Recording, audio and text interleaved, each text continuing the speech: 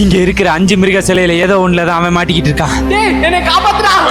என்ன எல்லா சிலையிலயும் இருக்க மாதிரி சத்தம் கேக்குது? டேய் எந்த சிலைக்குள்ளடா இருக்க? எனக்கே தெரியலடா. இது பக்கத்துல வரும்போது தான் ஏதோ ஒரு சிலை என்னை இழுத்துருச்சு. எப்படியாவது என்னை காப்பாத்துறா. இந்த பன்னி சிலை தான் பார்க்க அவன மாதிரியே இருக்கு. ஒருவேளை இதுக்குள்ளதான் மாட்டி இருப்பானோ? நான் கேட்கும் கேள்விக்கு சரியான பதில் சொன்னால் உன் நண்பன் இருக்கானா இல்லையா என்று நான் சொல்கிறேன். நீங்க மறக்காம லைக் போட்டுருங்க. சரி கேளு. ஒரு பெரிய மரத்துல இருந்து ஒரு ஆண்மயில் பெரிய முட்டையா போடுது. அப்ப அந்த முட்டை உடையுமா உடையாதா? அவ்வளவு பெரிய ஹைட்ல இருந்து முட்டை போட்டா கண்டிப்பா முட்டை உடையதான் செய்யும். ஒரு பெரிய மரத்துல இருந்து ஒரு ஆண்மயில் நம்ம கிட்டேவா? ஆண்மயில் முட்டையே போடாது. சரியான பதில். ஆனா உன் ஃப்ரெண்ட் என்கிட்ட இல்ல. உன்கிட்ட இல்லையா? அடச்சே, அடுத்த சிலையை பாப்போம். உன்னோட கேள்வி என்ன?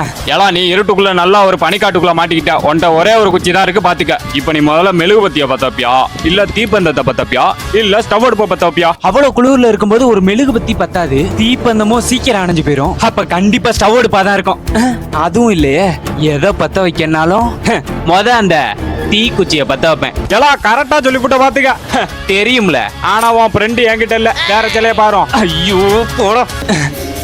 பயங்கரமான சிங்க சிலையா இருக்கே. அப்ப கேள்வியும் பயங்கரமா தான் இருக்கும். ஏனுங்க ஒரு மதம் முடிச்ச ஏனை எப்படிங்க ஃப்ரிட்ஜுக்குள்ள வைப்பீங்க? என்ன பயங்கரமா கேள்வி கேட்கணும்னு பார்த்தா இப்படி பால்வாடித்தனமா கேக்குது. ஃப்ரிட்ஜ் கதவை திறந்து தான் வைக்கணும். கரெக்டா சொல்லிவிட்ட. ஆனா என்ன என் ஃப்ரெண்ட் அங்க இல்ல அதானே?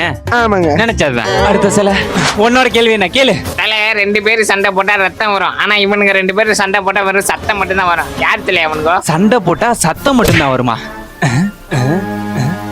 அட ஆமா, கிளாப்ஸ். சோகா சொன்னப்போ கரெக்டா சொல்லிட்டேன். ஆனா உன் ஆளு என்னன்னு தெரியல. இந்த கல்லுலயும் இல்லையா?